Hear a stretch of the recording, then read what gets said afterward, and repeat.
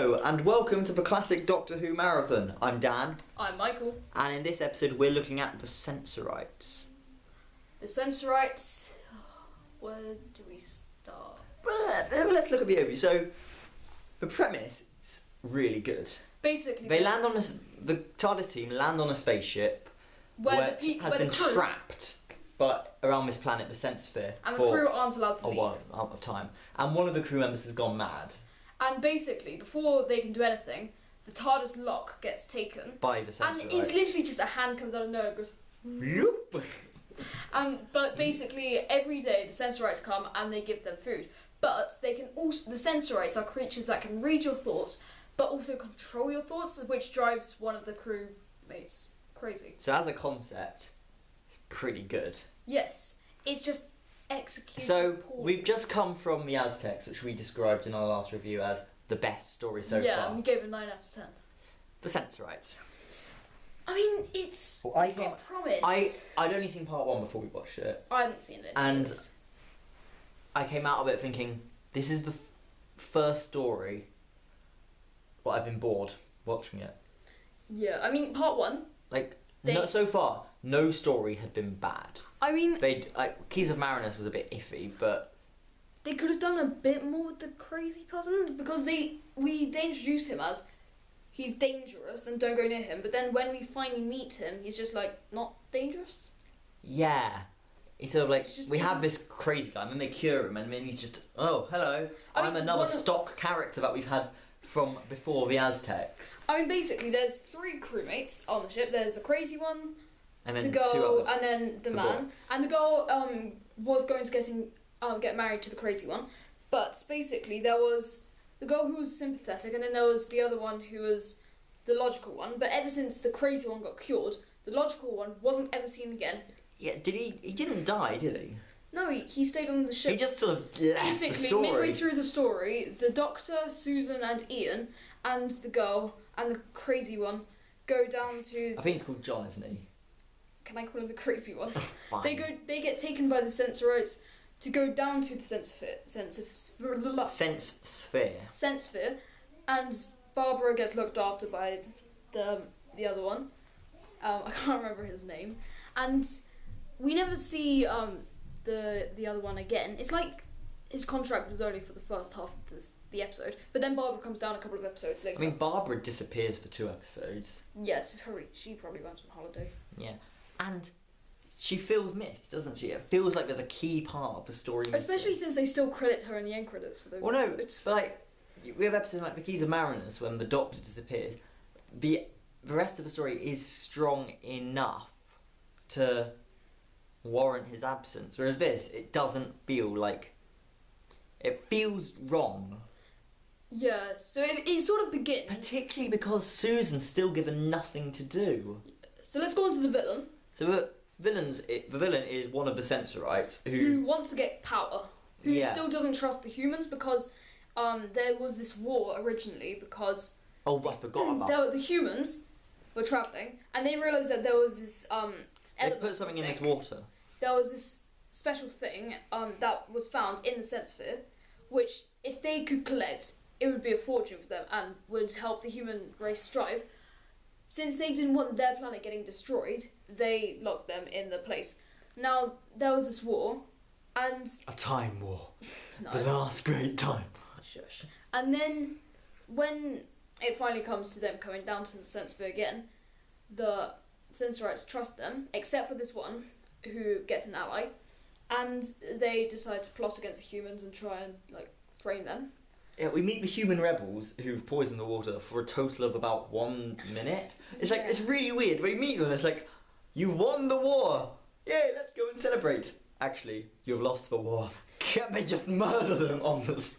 I don't get that's so out of character. I mean, there are lots of they just murder them on the spot. Yeah, there are lots of mini plots because there's one where it's like, oh, let's have a meal, and Ian then drinks some water and goes, and then the next part he's like, I'm so weak. But then the next part he's like, oh, hello. I'm fine. I mean, there are lots of mini plots that are just. There's loads of mini.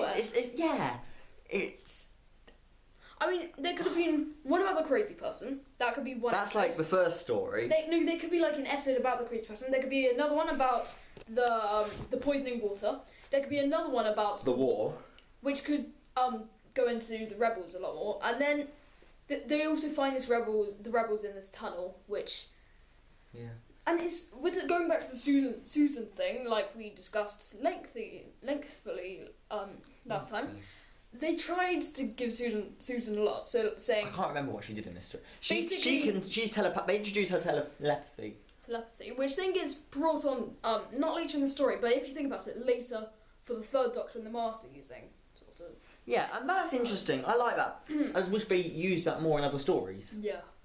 But so. I mean, they don't really explain why she can do it. Oh, essentially they bring it back in the Third Doctor. Time Lords are slightly telepathic. But then the First Doctor could why didn't the First Doctor though? Because the story needed him to not to. Yeah. Okay. So yeah, so this story, I think one of the main problems is ignoring the story, which is a bit all over the place. Yeah.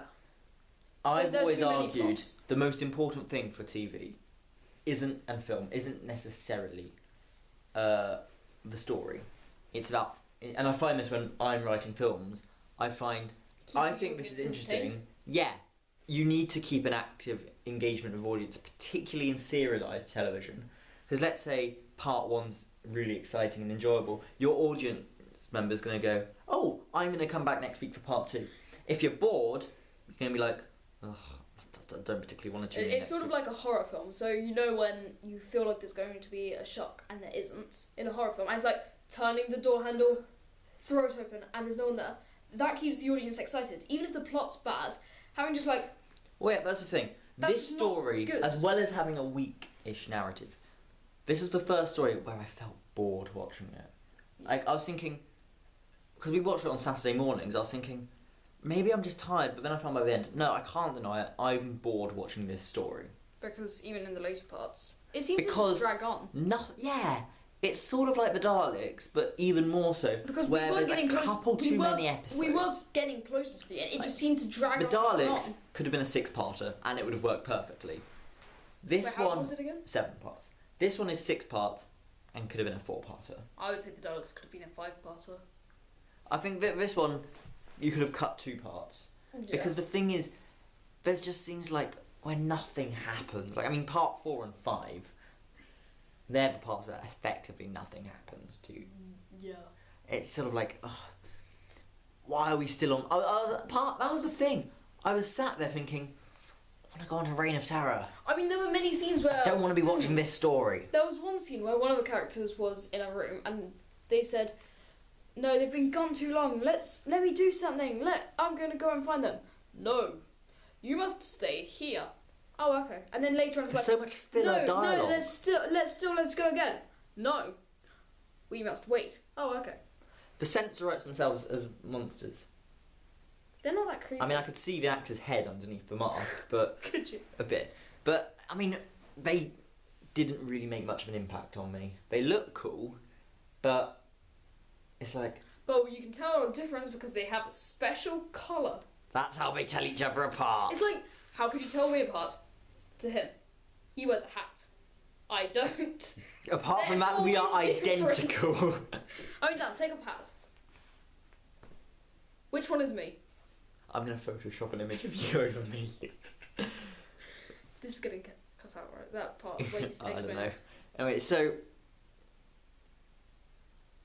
yeah, I think it's the weakest story so far because I don't have much to say on it because nothing interests me in this story. Yeah, that's the problem. I don't want classic Doctor Who to be boring.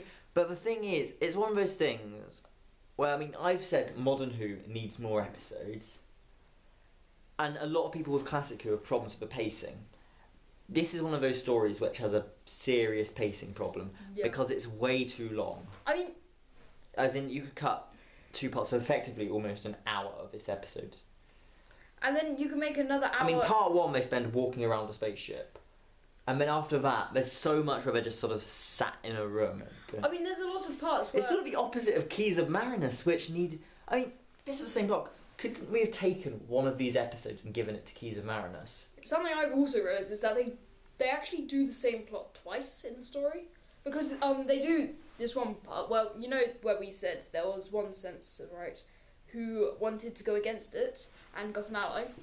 Well, basically, at one point they get discovered, and then later on he gets another ally, and they do exactly the same thing essentially, and then they get discovered. Yeah, and then later they basically try to do it and they get discovered. It's one of those things where it feels like they were told, you've got to make this 6 part. They wrote it and it's like, actually, it needs to be 6 parts long. Like,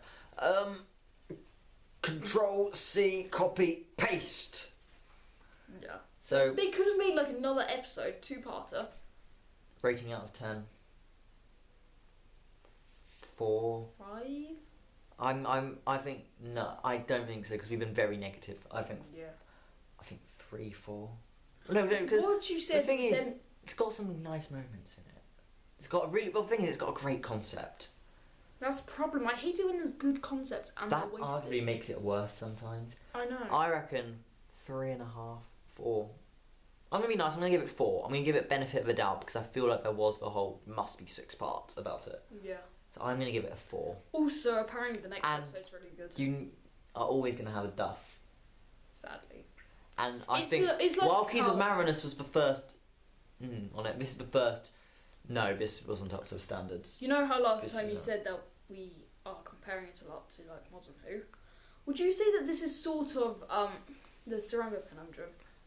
Yeah, lots like of alien on dialogue. spaceship, lots of dialogue. Yes, It's a duffer.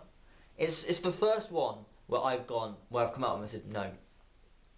I'm not going to be rewatching that anytime soon, and that's not me think- saying I thought it was terrible. Would you say the only time you'd rewatch it is if you did another marathon, which is very unlikely after this? I feel like that's the most likely scenario for me ever watching it again. I will watch it again, but it's one of those stories which it's not top of my list to rewatch. It's not like the Aztecs. Well, the Aztecs was great, and really so far the space stories have been the weaker one. Because Well- Keys of Marinus was another alien planet one, and The that's second first weakest. space one was the Daleks. And that's good. Then the next one was Keys of Marinus. Keys of Marinus. That's very average. We decided. Yeah. And this one is ugh. So we've got one story left of season 1, The Reign of Terror. And apparently William that's- Hartnell's favourite. Yeah. So Which is promising.